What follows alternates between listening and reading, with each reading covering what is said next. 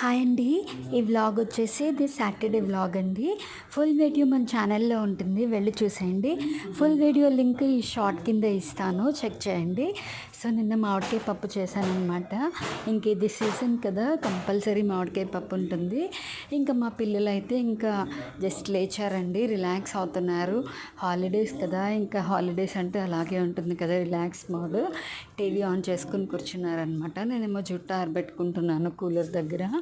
ఎండగా ఉంది కదా బయట. మా వారైతే శనివారం కదండి, ప్రతి శనివారం ఆంజనేయ స్వామికి ఆకు పూజ చేసుకుంటారనమాట.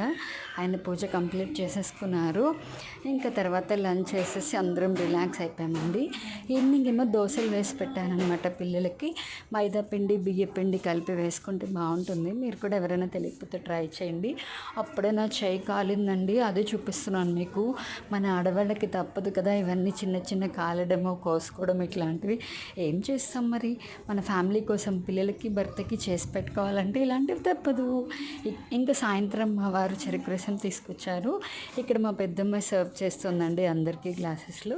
ఈ ఫుల్ వీడియో నా ఛానల్లో ఉంటుంది, వెళ్ళి చూసేయండి. Bye bye.